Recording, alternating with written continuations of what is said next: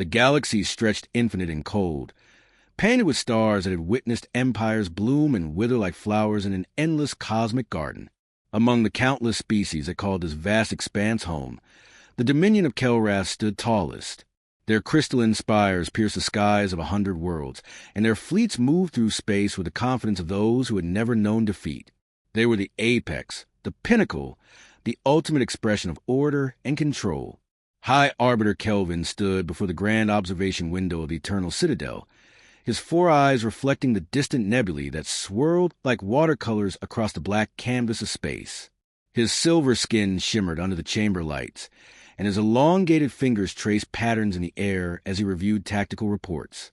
The Dominion had stood for 12,000 cycles, and in all that time, no force had seriously threatened their supremacy. Behind him, Commander Rithik entered with heavy footsteps, his armored carapace clicking against the polished floor. The warrior caste of Kelrath were built for combat, their bodies naturally armored, their minds sharp with tactical genius. Yet today, something troubled the usually stoic commander. High Arbiter, our border sensors have detected unusual activity in Sector 97, Rithik reported, his voice a deep rumble. Unknown vessels, configuration unlike anything in our databases. Kelvin turned slowly, his expression unreadable. Pirates? Rebels from the outer colonies? Neither, my lord. The ships are primitive in design, yet they move with purpose. Our automated warning systems flag them as potential threats, but the signatures make no sense. It's as if they're ghosts from another age. Before Kelvin could respond, the chamber doors burst open. Scholar Teshin rushed in, her robes flowing behind her like smoke. The scholar caste rarely visited the military levels of the Citadel, preferring their libraries and data vaults. Her presence here, uninvited and breathless, spoke of urgency. You must not engage them. Teshin gasped, her breathing labored. I have been researching the old archives, the forbidden section sealed after the Great Purge. High Arbiter, those ships match descriptions from the ancient texts. Kelvin's eyes narrowed. Explain yourself, scholar. What texts? Teshin pulled up a holographic display, her fingers shaking as she navigated through layers of encrypted data. Images flickered to life, ancient symbols and faded diagrams of ships that bore a striking resemblance to the vessels now approaching Dominion space. 15,000 cycles ago, before the Dominion rose to power, there was another force in this galaxy. They called themselves humanity. The records are fragmented, deliberately destroyed, but what remains tells of a species unlike any other. They did not evolve on a paradise world. Their home was harsh, violent, constantly testing them. Where other species developed culture and art first, humans developed warfare. Every aspect of their civilization was shaped by conflict. Commander Rithik snorted. Myths and legends. The Council of Elders dismissed these stories generations ago. If such a species existed, they would have conquered the galaxy or destroyed themselves long before we rose to power. That is what they wanted us to believe, Teshin insisted, her voice rising. But look at this. She expanded one of the images, showing what appeared to be a peace treaty, its text written in dozens of languages. This document was signed by 347 species. It was an agreement to erase humanity from all records, to strike their name from every database, to forget they ever existed. Why would so many species agree to such a thing? Kelvin asked. His interest finally piqued. Because they were terrified. According to these fragments, humanity did not seek territory or resources in the traditional sense. They fought for ideals, for abstract concepts like freedom and justice. This made them unpredictable, impossible to negotiate with using normal diplomatic channels. When they were wronged, they did not accept reparations or apologies.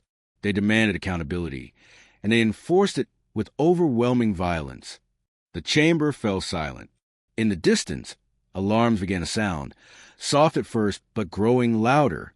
Rithik's communication device chirped urgently.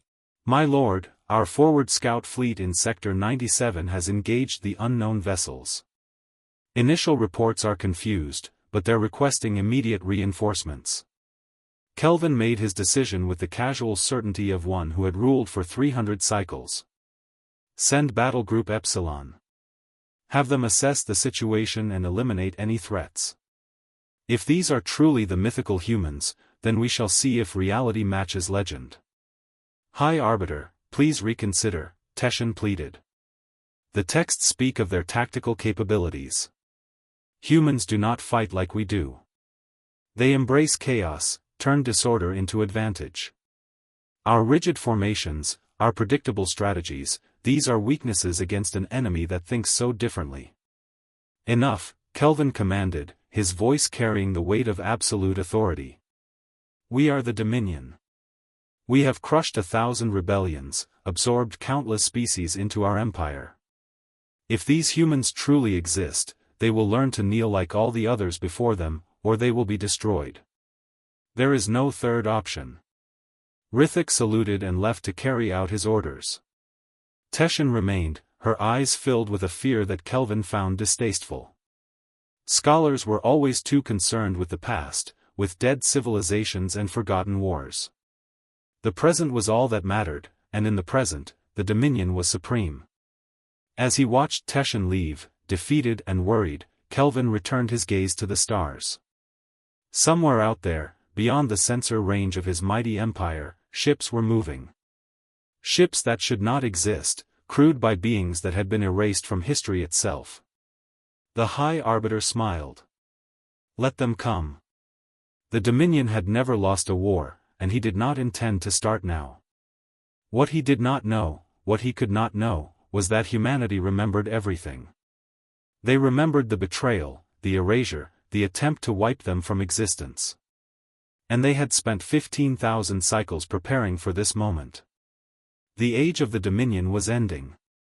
The age of reckoning had begun. The bridge of the UNSC Defiant Horizon hummed with quiet intensity, a symphony of controlled chaos that would have seemed alien to any species that valued order above all else. Screens flickered with tactical data, crew members called out coordinates and system statuses, and at the center of it all stood Captain Helena Voss, her steel-gray eyes fixed on the viewscreen showing the approaching Dominion fleet. Helena was a product of humanity's long exile, born on a generation ship that had never touched planetary soil. Her people had spent 15 millennia running, hiding, and most importantly, learning. Every species that had signed the Erasure Treaty thought humanity had been scattered to the void, extinct or irrelevant. They were wrong. Humanity had simply gone quiet, watching from the darkness, studying their enemies with the patience of predators. Captain, the Kelrath fleet is assuming standard attack formation Delta 7, reported Jackson Reed from his station. The young pilot had reflexes that bordered on supernatural, a gift from generations of genetic optimization and brutal training. His fingers danced across his controls, ready to launch at a moment's notice. 12 dreadnoughts, 40 cruisers, over 100 support craft. They're not taking us seriously. Helena allowed herself a thin smile. Good. Let them underestimate us. It's what we've been counting on. Mira, how are our systems? From engineering, Mira Santos appeared on a secondary screen, her face smudged with grease and her eyes bright with excitement. Mira was a genius, the kind of mind that could look at alien technology and immediately understand not just how it worked, but how to make it better. She had spent the last 5 years reverse engineering every piece of Dominion tech humanity had managed to acquire through covert operations. All weapon systems are green, Captain. The kinetic accelerators are charged, missile tubes loaded, and our little surprise package is ready when you are. Those Kelrath shields are designed to deflect energy weapons and absorb plasma. They have no idea what actual projectiles traveling at 0.98 lightspeed can do. Helena nodded, her mind already running through the battle plan she had refined 1,000 times in simulations. The Dominion fought with elegance and precision, their battles choreographed like dances. Humanity fought like storms, overwhelming and unpredictable. It was time to remind the galaxy what that meant. All ships, this is Voss. Remember your training. Remember why we're here. 15,000 years ago, our ancestors trusted the galactic community. They believed in peace, in cooperation, in the promise of a united galaxy. That community betrayed them, tried to erase us from existence because they feared what we could become. They thought we were monsters. Today, we show them they were right to be afraid. All ships, engage at will. The human fleet burst forward with sudden, violent acceleration. The Dominion commanders watching on their sensors barely had time to process what they were seeing. Human ships were not supposed to move like that, were not supposed to ignore the traditional rules of engagement, the polite exchange of demands and counteroffers before battle commenced. Jackson launched from the Defiant Horizon in his fighter, a sleek craft bristling with weapons that seemed impossibly dense for its size. Around him, 50 other pilots did the same, their ships weaving through space in patterns that defied mathematical prediction. The Dominion point defense systems tried to track them, tried to establish firing solutions, but the human pilots moved with instinct rather than programming, making split-second decisions that no computer could anticipate. Fox 3, engaging lead dreadnought, Jackson called out, his voice steady despite the G-forces trying to crush him into his seat. He jinked left, rolled right, then dove beneath a spread of plasma fire that would have vaporized his ship. His targeting system locked on, and he released a spread of missiles. These were not the elegant, slow-moving torpedoes the Dominion used. These were hypervelocity penetrators, designed by Myra's team to punch through shields by overwhelming them with sheer kinetic force. The first missile struck the dreadnought's forward shield, which flared and held. The second struck the same spot a microsecond later. The third punched through into the hull itself, followed by 7 more in rapid succession. The dreadnought staggered, its shield generators overloading as they tried to compensate for an attack pattern they were never designed to handle. Atmosphere vented from a dozen hull breaches, and the massive ship began to list to port. On the Defiant Horizon, Helena watched the tactical display with satisfaction. "Mira, it's time. Deploy the hunters." "Deploying now, Captain." "God help them." From the human fleet, smaller objects detached. They looked like debris, like pieces of destroyed ships tumbling through space. The Dominion sensors ignored them, focusing instead on the immediate threat of the human warships and fighters. That was their second mistake. The objects were autonomous weapons, AI-guided munitions that had been illegal in the galaxy for 10,000 years because they were too effective, too ruthless. Humanity had spent centuries perfecting them in secret. They activated now, their engines flaring to life as they identified targets and began their attack runs. A Dominion cruiser exploded without warning, torn apart by a hunter that had attached itself to its reactor housing and detonated. Another cruiser tried to flee, only to find 3 hunters matching its every maneuver, herding it back toward the human fleet like wolves cornering prey. "This is impossible," came a transmission from the Dominion flagship, the voice of its commander shocked and disbelieving. "You fight without honor, without dignity. You use forbidden weapons, abandoned tactics. What are you?" Helena opened a channel, her voice cold and clear. "We are humanity. We are the species you tried to erase, the memory you tried to bury. You made us myths, and now your myths have come for you. This is not a battle. This is a reminder. The galaxy forgot what it means to face an enemy that refuses to die, that learns from every defeat, that turns survival into an art form. You wanted us gone. You should have made sure." Jackson streaked past the Dominion flagship, his weapons tearing through its sensor arrays. Around him, the battle raged with intensity that shocked the Kelrath forces. They were losing, being systematically dismantled by an enemy that should not exist, using weapons that defied their understanding of warfare. Mira monitored the battle from engineering, making real-time adjustments to power distribution, rerouting energy from damaged systems, keeping the Defiant Horizon in the fight. Her screens showed casualty reports from the Dominion fleet climbing rapidly while human losses remained minimal. It was not just superior technology. It was superior thinking, the accumulated wisdom of a species that had been fighting for survival since before they left their home world. As the last Dominion dreadnought tried to retreat, its engines crippled by repeated strikes, Helena made a decision. Let them go. Let one ship escape to carry the message back. Captain? Jackson questioned, surprise in his voice. We're not here to exterminate them. We're here to remind them. Let them tell their High Arbiter what happened here. Let them spread the word. Humanity has returned, and we remember everything. The damaged dreadnought limped away into hyperspace, carrying with it the terrified survivors and a story that would shake the foundations of galactic civilization. The age of comfortable certainty was over. Humanity, the forgotten nightmare, had returned to collect a debt 15,000 years overdue. The Eternal Citadel, once a symbol of unshakable power, now felt like a cage of uncertainty.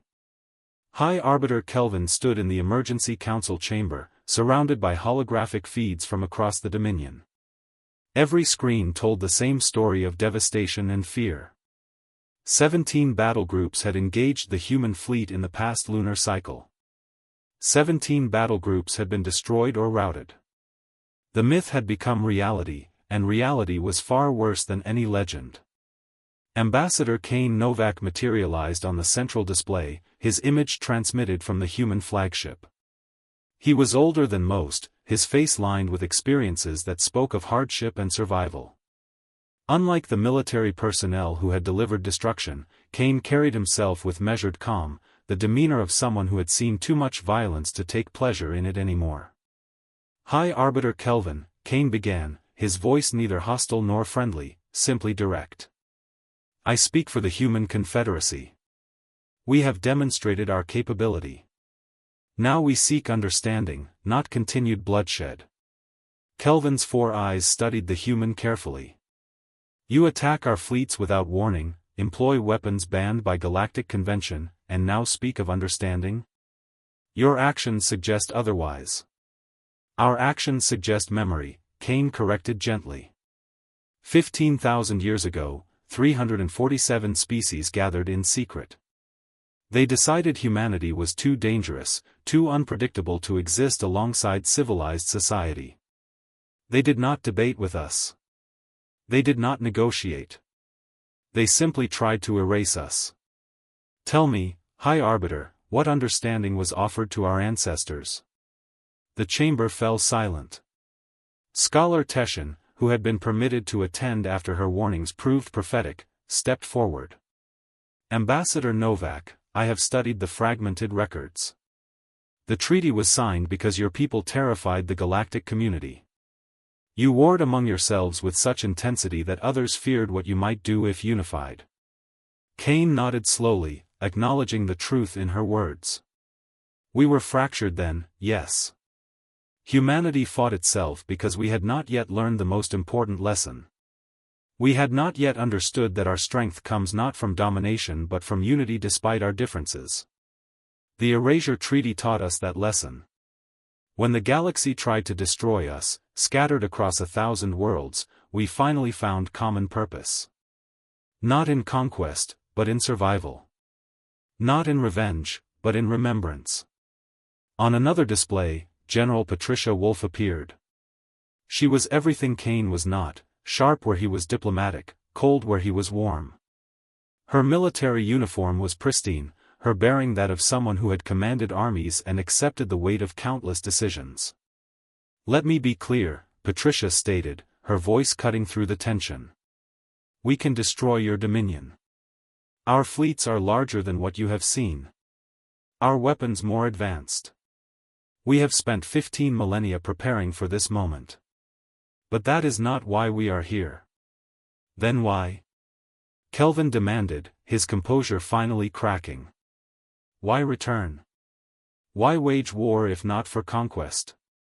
A third figure joined the transmission, one that made several Dominion officials gasp. Surveyor Nalith was Kelrath, one of their own, yet she wore the insignia of human diplomatic corps. Her silver skin bore scars that spoke of conflict, and her eyes held a wisdom that came from seeing both sides of an ancient divide. Because they want you to remember, Nalith said softly, her words carrying the weight of personal experience. I was a surveyor on the Outer Rim when I discovered a human settlement. My orders were to report and await military response. Instead, I spoke with them. I learned their history, not from propaganda but from lived experience. High Arbiter, they do not hate us. They pity us. Pity? Kelvin's voice rose with indignation. Nalith continued, her courage evident in every word. The Dominion has never known true hardship. We expanded into vacant systems, absorbed weaker species, built our empire on the foundation of overwhelming advantage. Humanity built theirs on survival against impossible odds. They fought gravity to leave their world. They fought radiation and void to cross their star system. They fought each other to learn cooperation. Every step of their evolution was a battle, and every battle taught them something we never learned. Cain took over, his voice gentle but firm. We learned that strength without wisdom is tyranny. That order without freedom is prison. That peace without justice is merely the silence of oppression. The galaxy that erased us was afraid of these ideas, afraid of a species that believed individuals mattered, that questioned authority, that refused to accept that might makes right. Patricia added, her tone softening slightly, we did not return for vengeance. We returned because the galaxy needs to remember what it forgot. There are younger species rising now, species that look at the Dominion and other great powers and see only predators. They need to know there is another way. They need to see that those who try to erase truth and freedom will eventually face those they wronged. Scholar Teshin found herself speaking, surprising even herself with her boldness. Then what do you want from us? What would satisfy this debt you claim? Cain smiled, and for the first time, it reached his eyes. Acknowledgement. Truth. Let the galactic community know that humanity existed, that we were wronged, and that we survived. Add our history back into the archives. Teach your young ones what happens when fear drives policy. Most importantly, understand that we are not seeking to replace the Dominion. We are seeking to remind it that power carries responsibility. The chamber absorbed his words. Around Kelvin, his advisors murmured among themselves, some outraged, others thoughtful. The High Arbiter himself felt something he had not experienced in centuries of rule, uncertainty about the righteousness of his position. And if we refuse? He asked quietly. Patricia answered with brutal honesty. Then we continue what we started. Not because we want to, but because some lessons can only be taught through hardship. Your fleets will fall. Your colonies will see that the mighty Dominion can bleed. And eventually, your people will demand the truth you try to hide. The question is whether you choose education or devastation. Nalith stepped closer to her display, her eyes locked on Kelvin. I chose to join them because I saw what we could become if we learned from humanity rather than fearing them. They took me in, a member of the species that tried to erase them, and treated me with dignity. They showed me that strength and compassion are not opposites. That is the lesson they offer, High Arbiter. Will you accept it? The chamber fell into profound silence. Outside the citadel, the Dominion continued its routines, unaware that in this moment, the course of galactic civilization was being decided. Kelvin looked at the faces before him, the human ambassador who spoke of justice, the general who promised consequence, the traitor who had found truth, and his own scholar who had warned him. Finally, he spoke. I will convene the Grand Council. Your terms will be presented. But know this, Ambassador Novak, the galaxy you remember is gone. If humanity truly wishes to rejoin it, you must accept that you too have changed. Cain nodded with genuine respect. We are not the same species that was erased. Suffering refined us. Isolation taught us. We return not as conquerors but as witnesses to truth. That is all we have ever wanted. As the transmissions ended, Kelvin stood alone with his thoughts. The myths had returned, but they brought with them not destruction but a mirror forcing the galaxy to examine itself. The question now was whether civilizations built on comfortable lies could accept uncomfortable truths. Whether pride could bend before wisdom. whether the future would repeat the mistakes of the past or learn from them.